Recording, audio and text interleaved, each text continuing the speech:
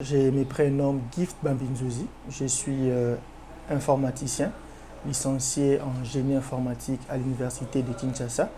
Je suis en même temps entrepreneur et je dirige une start-up nommée Digital Life. Nous sommes spécialisés dans le domaine de l'informatique.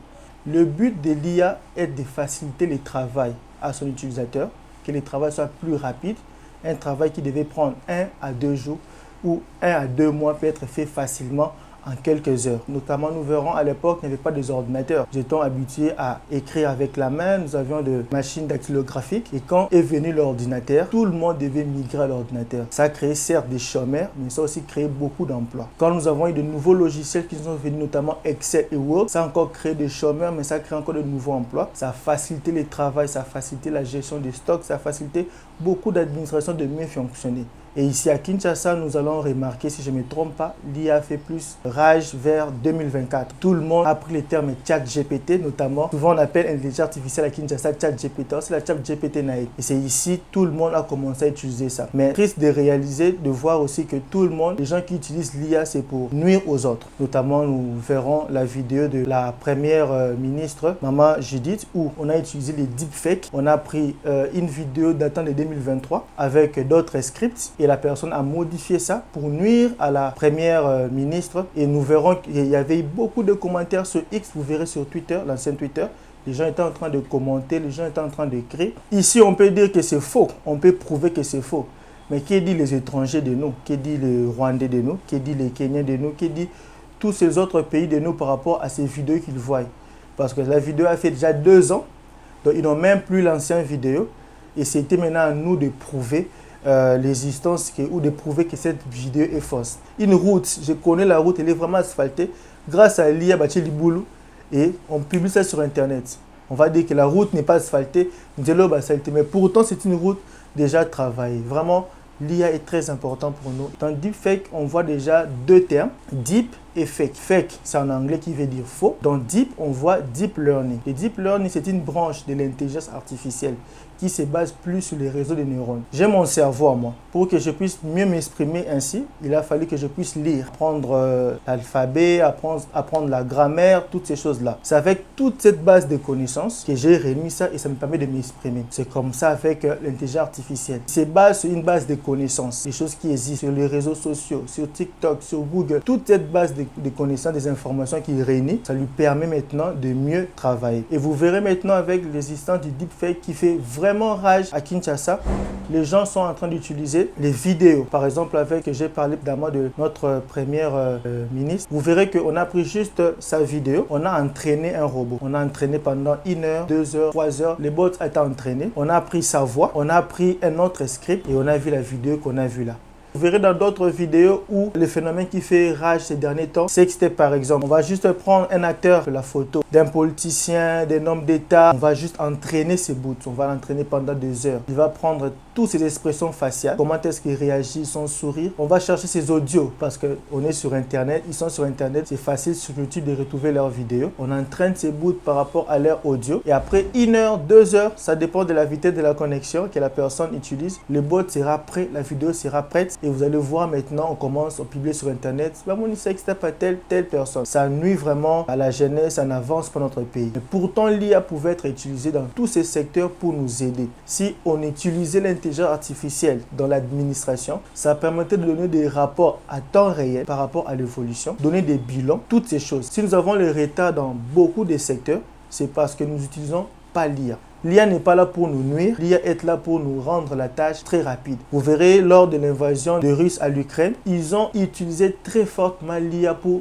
désinformer la population ukrainienne par rapport à ce qui s'est passé. Et c'est la même chose qui s'est fait ici chez nous. À un moment donné, nous avons vu des documents circuler. Telle zone a été prise. Peut-être c'était faux, mais parce que nous n'avions pas accès à l'information, c'est normal que nous soyons désinformés. Et la plateforme la plus utilisée pour vraiment nous nuire, c'est X, Twitter notamment. Vous allez voir des tweets, vous allez voir les documents circuler sur Twitter, vous allez voir toutes ces choses circuler, ce sont souvent des fakes générés par l'intelligence artificielle. Nous avons un système à nous, c'est basé avec plusieurs robots que nous avions travaillé durant un long moment. Qui fait ces bots? Lorsqu'il y a une désinformation, par exemple, avec ce qui s'est fait avec notre première dame, les bots seront là pour répondre la vraie information et lutter contre la désinformation. Imaginez s'il y a 5000 personnes qui commentaient et insultaient la première dame, par exemple. Nos bots peuvent aller avec jusqu'à 10 à 20 000 commentaires. Et vous verrez, c'est souvent les réseaux. Ceux qui vont commenter sur Facebook, s'il y a 5 ou 10 commentaires, on va oublier le premier commentaire.